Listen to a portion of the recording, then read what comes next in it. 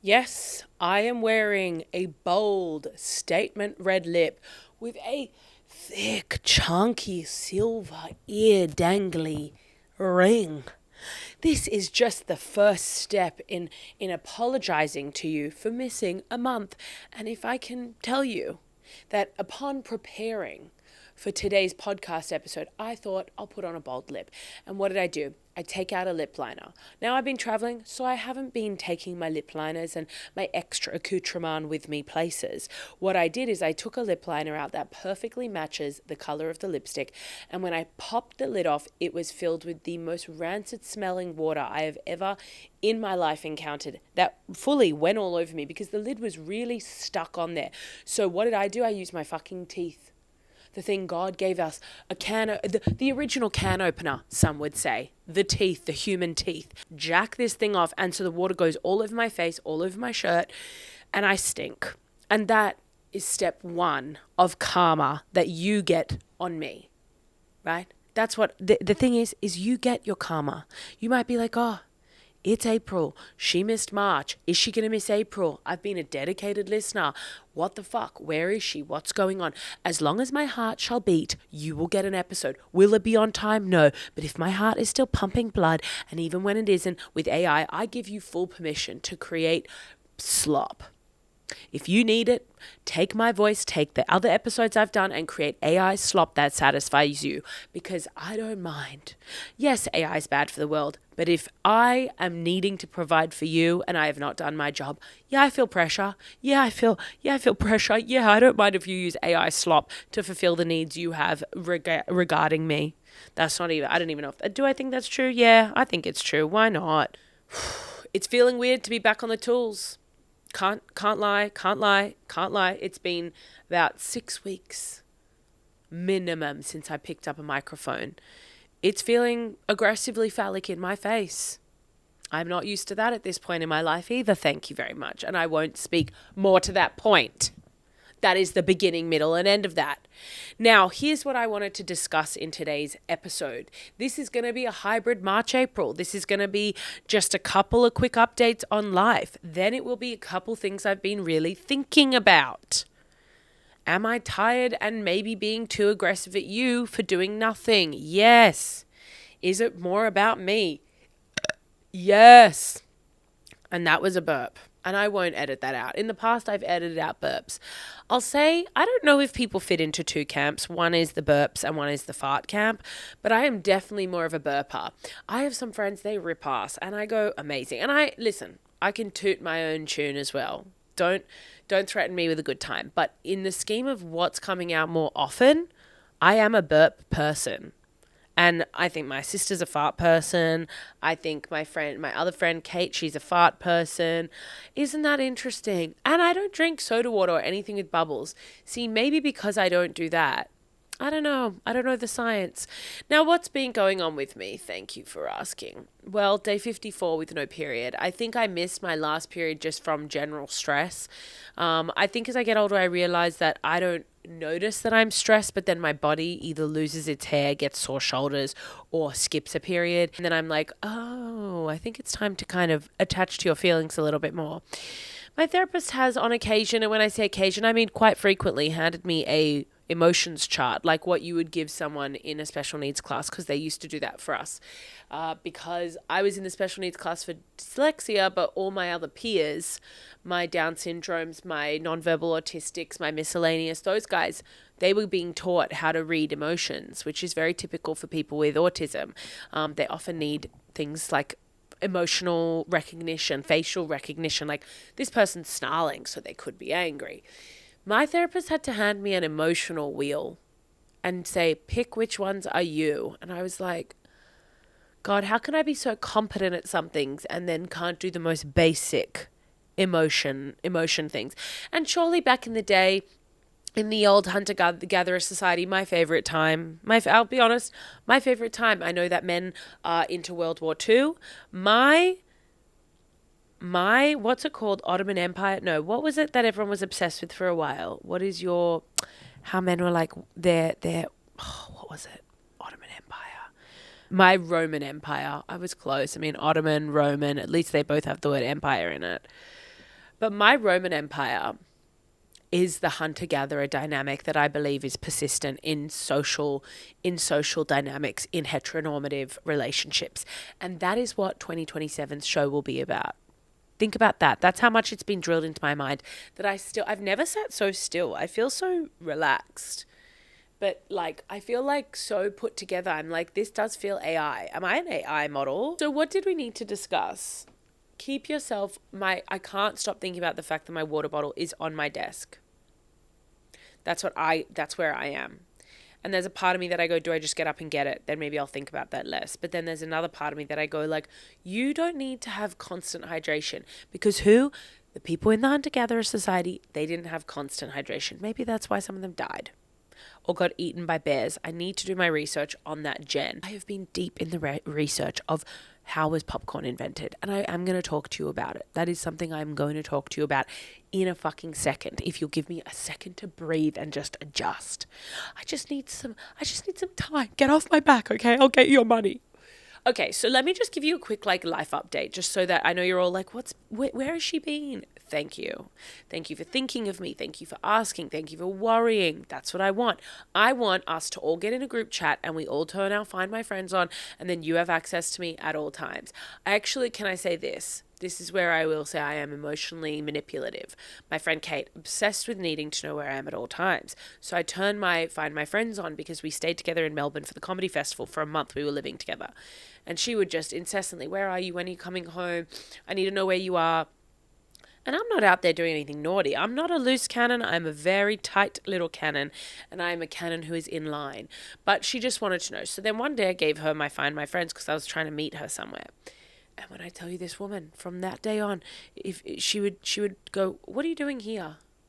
Stop checking in. If you have access to Find My Friends, I need you to respect that there are some boundaries. You're allowed to see where I am at all times, of course, but don't text me asking where I'm at.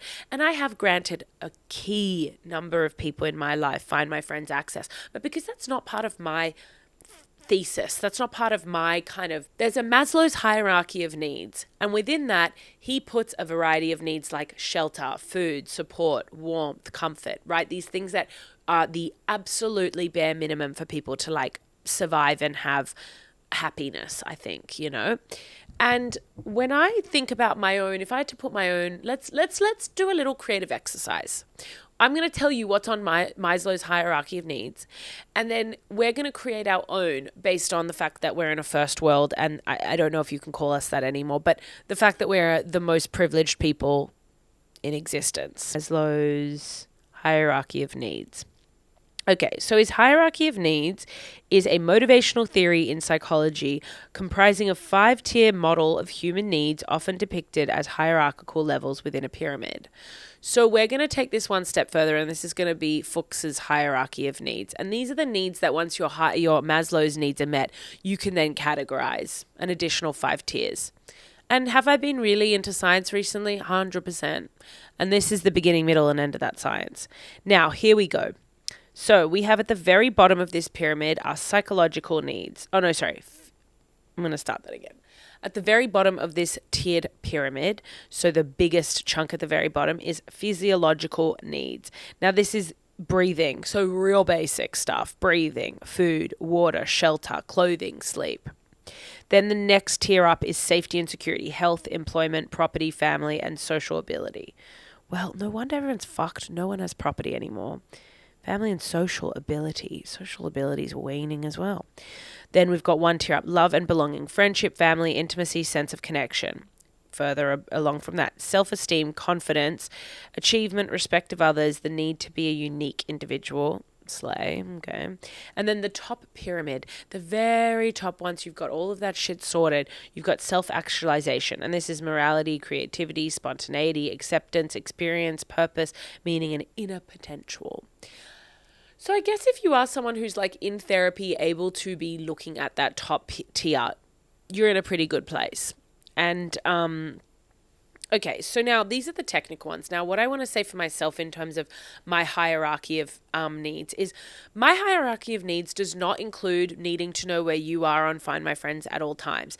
I have friends who will regularly be on a map world map, zooming in and out, seeing where their friends are and what they're doing. I don't give a fuck. And more than that, I don't want you knowing where I am. And this is the emotionally manipulative part. I will turn on and off my find my friends for you when you are pissing me off. I don't need you to have access to me 24/7. I don't want you going, why are you at this shop? Mind your own business. We know too much about each other all the time.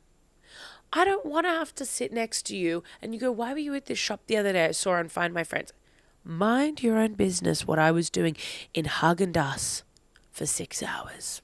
That's not even true. I wouldn't even go to... Well, that's not true. That's not true. What I'm saying is not true. Because I've gone to the Haagen-Dazs Museum in Switzerland. And I think it was Switzerland, or maybe it was like I went on a boat. Or maybe I was just kidnapped and taken to the chocolate. Like, what's it called? Oompa Loompa? I've been thinking a lot about Oompa Loompas recently. Just their function within that society. So the last couple months, what's been going on in the Fuchs world? Thanks. So first off, I was in Adelaide for about a week. I did a bunch of shows. Those were some of the more painful shows I've had in my life. Yeah, thank you for asking. Yes, they were tough. I was in a tiny little room, and people who had either seen me online or at a comedy club or somewhere else would walk into this room that was probably twice the size of this couch, and I would be in a green room. And by green room, I mean a shoebox behind a curtain. So I could hear and see and smell everything. So people would walk in and be like, oh, this is intimate. And I can hear that. Oh God, this is intimate. And night after night, people would come in and be stone cold sober at 5:15 p.m. listening to a playlist whilst they freeze their nipples off in a tiny cupboard of a room because the tech person refused to turn the aircon up. I mean, it was just the whole thing from start to finish was so ridiculous and so funny and so horrible. I mean, on maybe night 4, I was doing 7 or 6 shows total, and nights 1, 2, and 3, people stared at me like I was speaking a different language, like I was an alien. I would do these jokes that were working in other cities, in other places, and they were staring at me. And there's so many reasons it wasn't going well. 1, the physical space was uncomfortable. 2, it was at a weird time, so I got a lot of like random old people coming. And old people just aren't my demographic. I think as I get a little bit older, I'm better at writing jokes, stories, anecdotes, observations that feel relevant to people, regardless of any of the details of what kind of a person you are. But overall, my perspective is not for everyone. And I am happy with that. I don't want to try to serve every kind of person if every person looked at my material and was like, God, that's relatable, there wouldn't be a need for me. I think the service I provide are for women and gays predominantly who want someone who is like non-traditional in a lot of ways. And I think that is my point of difference, and I like that. And I think, anyway, so a lot of these shows, these old as fuck people were attending, which is fine. Thank you for your money. But they're just a hard bunch to get to laugh because I speak quickly and I use slang and I speak about all different things. So anyway, so that was hard. So on like the 3rd or the 4th night, I literally walked out of my venue and I just was crying. And I called my friend Kate. She's getting a lot of airtime today. And I was just crying and I go, I feel crazy.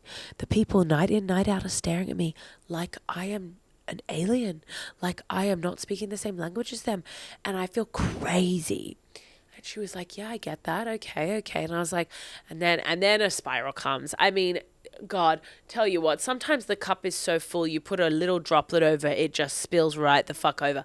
Why am I doing this? I'm making so many sacrifices and I don't have anything. And my life is that. I'm talking that level of like, when it rains, it pours, you assume your life is fucking worthless. Isn't that funny? And I am going to assume it is a deeply human experience that we have all had at some point where one thing happens and then your entire life, like dominoes falling.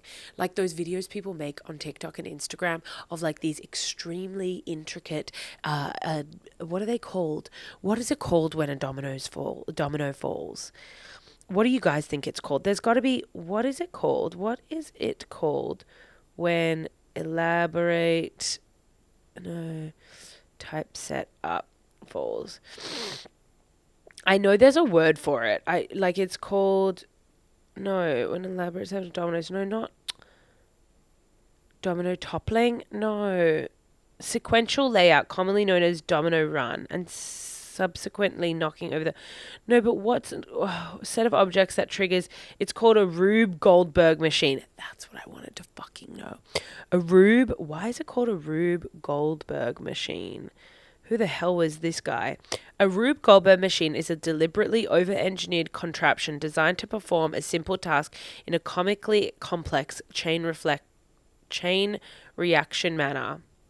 Oh, named after cartoonist Rube Goldberg, these machines use everyday objects, dominoes, marbles, levers, to create a domino effect where one action triggers the next. Next time the therapist says to me, so what do you find triggers some of these spirals? I'll say it's a Rube Goldberg effect, where just one thing ticks over about 1,000 others, and then I believe life is worthless.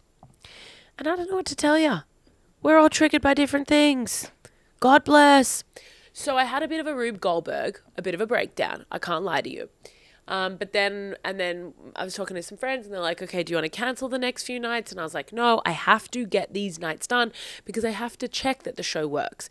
Because the way that I work up an hour show, if you've ever been to one, thank you for coming. If you've never, hope to see you soon. But usually I will decide like, okay, cool, I think I'm talking a bit about these kinds of topics. Like I think I'm going to talk a bit about these topics. And then I'll slowly take material that I've either been doing or that's been working in comedy clubs and try to piece together a bit of a narrative. And then I will like put some more bits into it. So then I'll like fatten it out a bit. But this year I started a different way and then was putting some stuff in and then was trying to massage different topics to fit in. So it's been a bit of a harder mold together, and in Adelaide it just was not working. Like I don't know if it was just the structure was being a bit whatever, it was just really hard.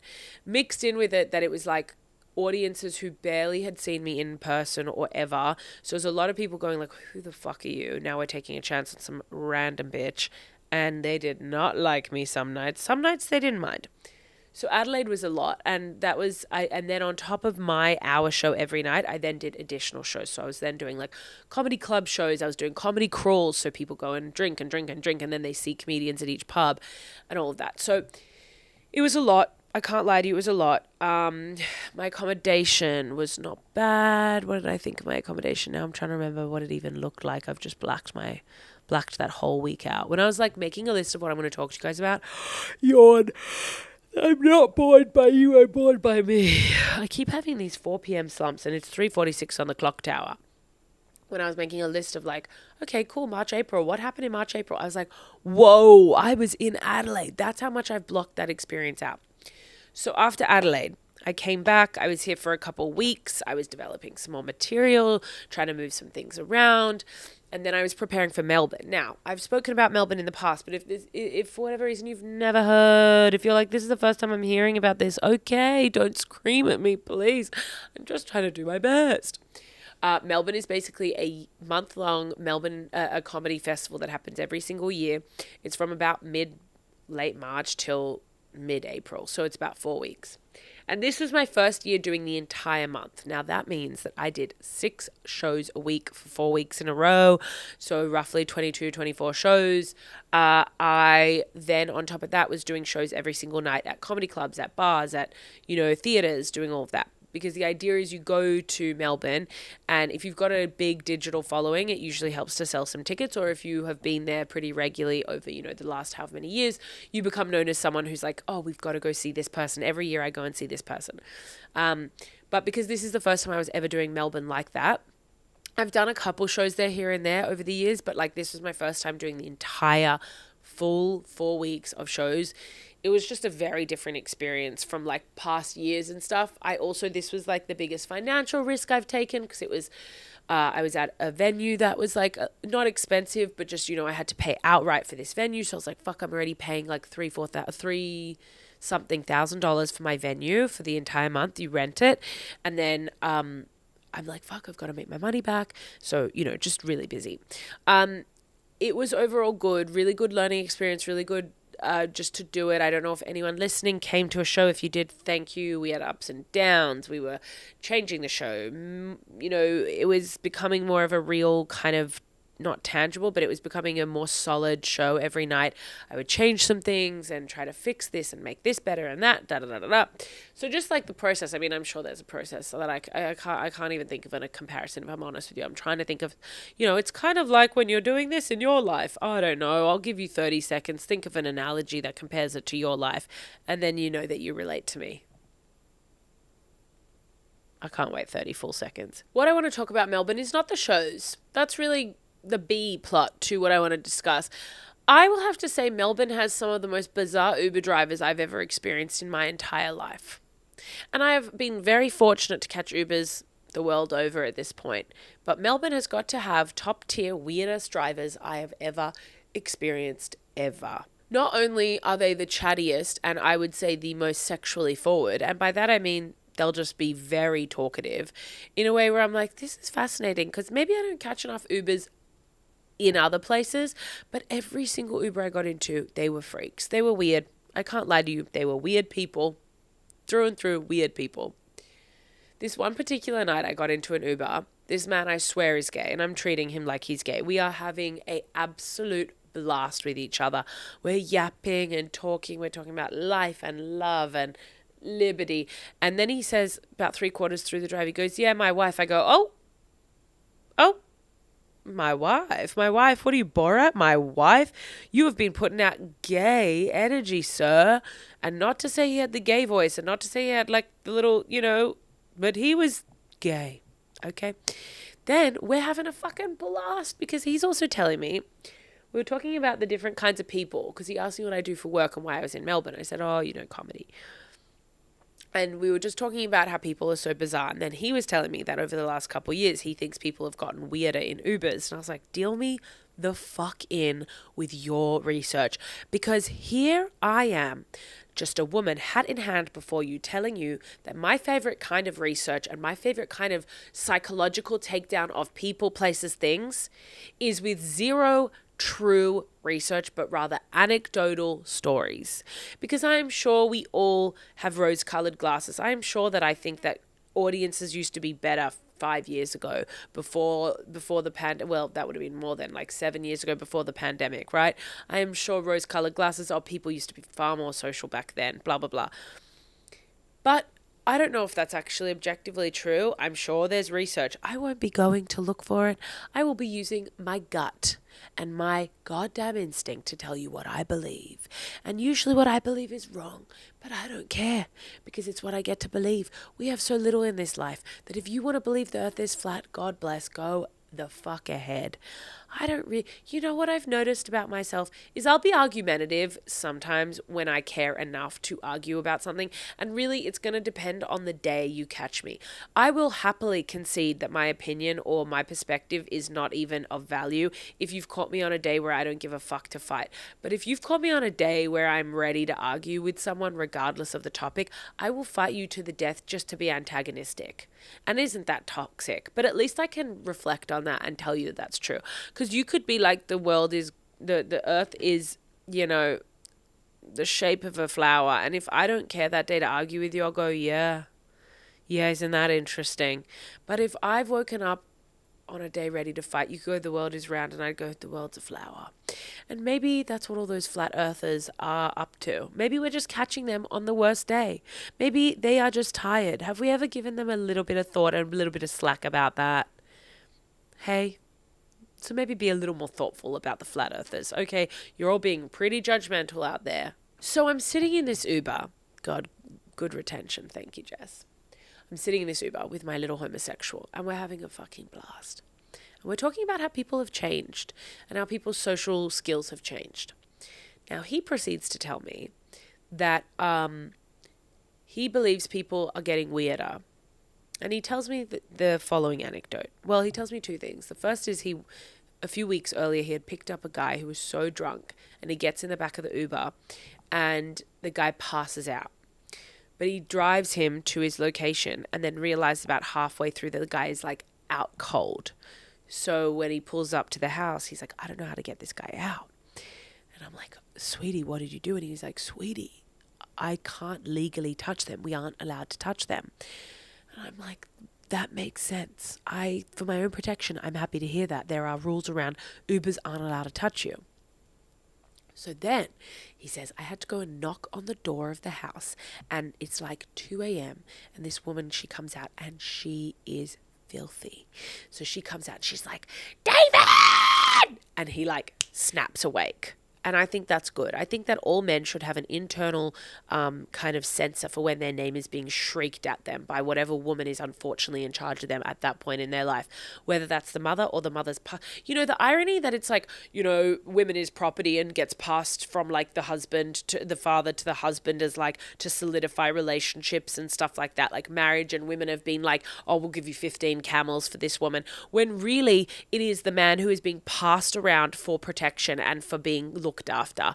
The way that the world has convinced us that women are the other thing. Oh my God, I'm not even touching that. I'm not even touching that today. Focus the fuck up.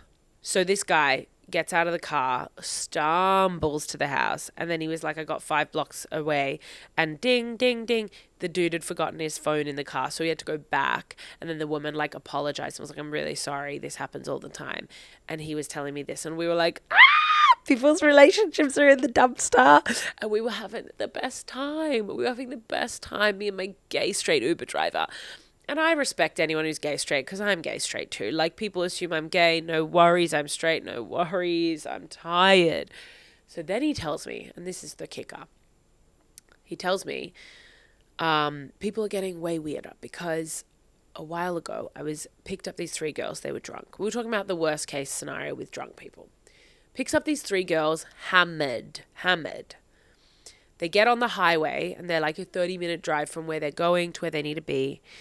And they get in, and they're about 15 minutes into the drive, and they've hit the highway. And one of the girls is like, we need to pee. And he's like, I'm really sorry. Like, we're literally on a highway. I can go off the highway, but it'll take a few minutes. No, we want to get to where we want to be. She needs to pee. He's like, okay, well, I'm really sorry. I can't pull over on the highway. And they kept being like, you need to pull over. She's going to pee. She's going to piss herself. And then he was like, I literally couldn't. I was on a fucking highway. And not one of these highways, like a bridge highway. Not one of the ones where it's like, you can pull over on like the highway and there's like just bush. So they get to the venue, and they get out of the car, and the girl gets out, and she's like, I pissed in your seat. And he was like, excuse me? And she's like, I pissed on the seat. And the other friend, and this is where I go, friendship is important. The other friend sticks her head back in the car and goes, that's what you get for not listening to women. Way to weaponize feminism, ladies. I mean, come on, some of the best white women to ever do it. She pissed on the seat, and then the friend justifies the behavior because you didn't listen to women. I mean, world-class manipulation there. And then he had to go and get his chair professionally cleaned because it was soiled with piss. But then they've got cleaning fees. But he said the cleaning fees are not even worth it. Like, if you have to then take your car for like 2 days to get professionally cleaned, you can't drive for a few days. And the fee is like a couple $100. But like, this girl pissed on the seat. I mean, amazing. And look, I understand if you are literally like pissing yourself, but if you're in your own car, that's a very different experience to pissing on someone else's seat. So all the conversations in the Ubers in Melbourne were worth it to get to. It felt like every conversation was slowly priming me to get to that one. And that was the big boss of Uber driver conversations, I'll say. This is the last Uber anecdote I have for today, just because it's making me laugh. And this guy, he turns back and he goes, is it okay if I take a phone call? I said, yeah, I don't care. You could literally be baking up front. I don't really give a fuck. But then, so he takes his phone call, not bothered. But then he cranks his neck to the side and the other side, and it crunches like chicken bones. You know how people crunch their knuckles? But he does that with his head and his spine, and I almost vomited. I can't stand the sound of crunching knuckles, or there are certain sounds that just make me viscerally sick. Someone coughing up phlegm, and I'm so sorry to do that to you guys, but like someone coughing up a lot of phlegm and then spitting it out makes me like frothy in the mouth, like I'm going to vomit and be sick. Someone cracking their neck, but it wasn't like a it was like a crunch.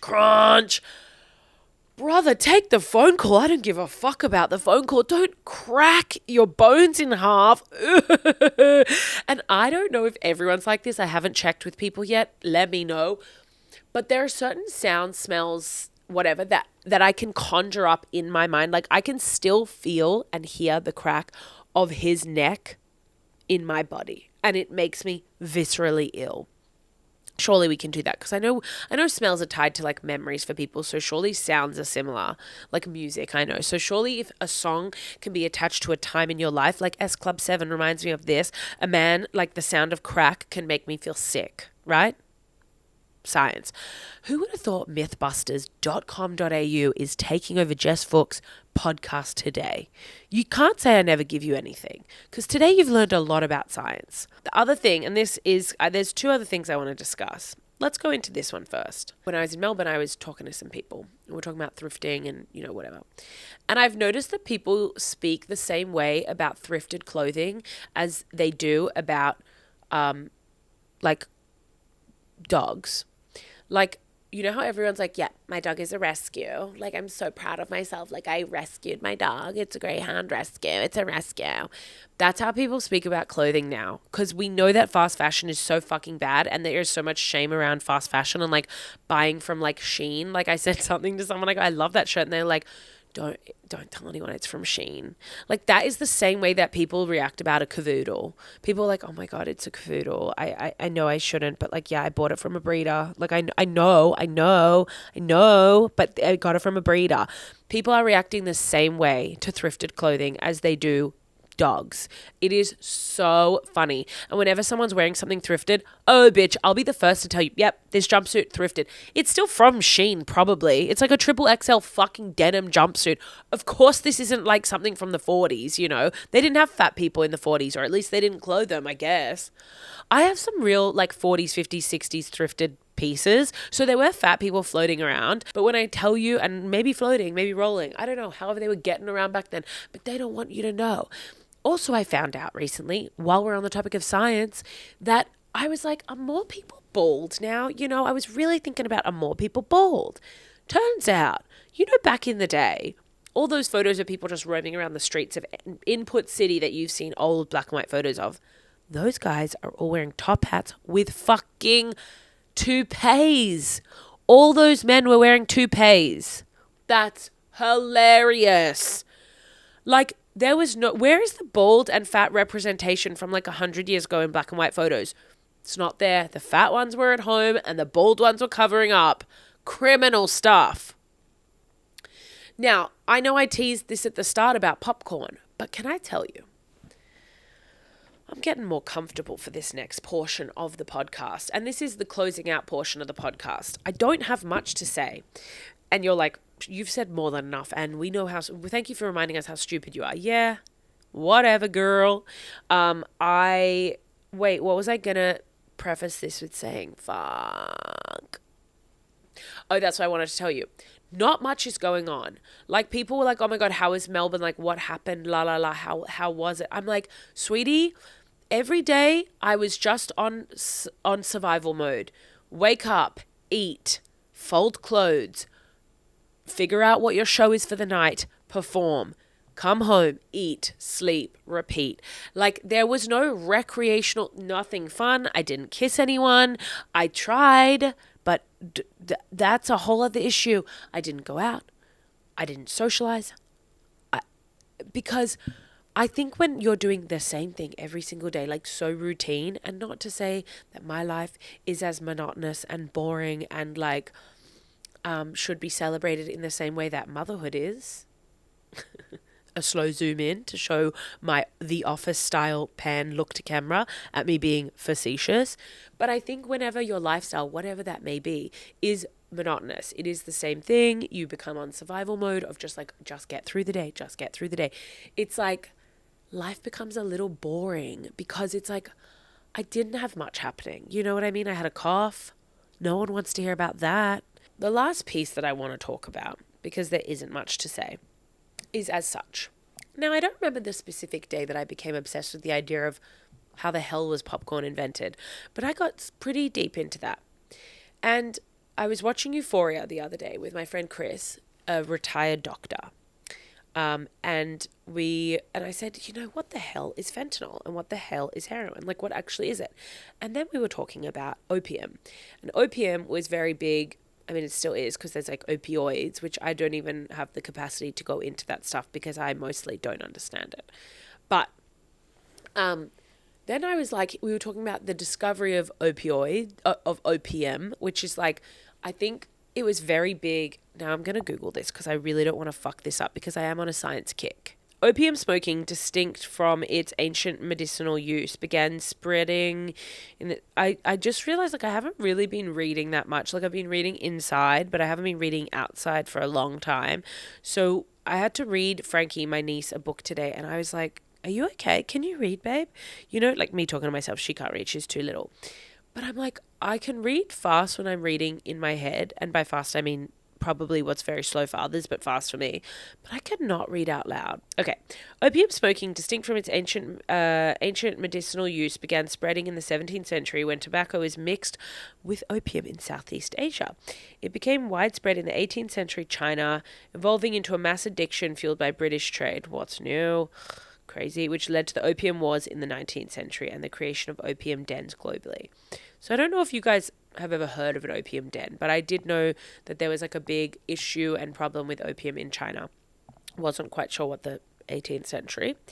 But what Chris explained was that it was a poppy plant, and it used to be used for pain and stuff like that. But here's what I love about plants, and this connects to popcorn, and you'll see how. There would have been a time in history where people were just crushing, snorting, eating, chewing, smoking, doing anything, putting things in their pussy and buttholes when humans didn't know what things were, right? You would have come across a new area exploring, hunter-gatherer style. Always comes back to hunter-gatherer, never forget. You would have been, in this part of the world, you move, hunter-gatherer, all of a sudden tulips. And someone in the community goes, yep, I'll put my hand up to shove that up my ass and see what it does. I'll put my hand up to dehydrate that and then crush and snort it and see if it does anything. Now imagine you're the cuck who always gets stuck with the worst tulips, with the worst daisies. Meanwhile, some guy gets to luck out and fucking crush and snort opium and gets to go balls deep in an opium, or in a K-hole. God. That would suck, to be the guy who always gets the short end of the stick. Imagine the first guy who got to dehydrate and smoke weed. I mean, that's a good day on the bloody tools. That's a great day. I just think it is so funny, the idea that someone would have once upon a time had to eat a tulip and be like, is this going to make me high out of my mind? And then someone else gets to enjoy opium poppy? Come on. That would have been my job. I would have been happy to put my body, lay the body on the line for the rest of the community as long as I get to have weed every so often. And then, yeah, sure, you die. Yeah, you eat berries one day and you die. Kind of like the Hunger Games, when she tries to eat those berries and someone's like, they're poisonous. But so the opium situation was connected because then I had been mulling quietly over the idea of popcorn. And I said to my friend Chris, I said, I just can't stop thinking about the idea of, when the hell was popcorn invented and how the hell was that invented?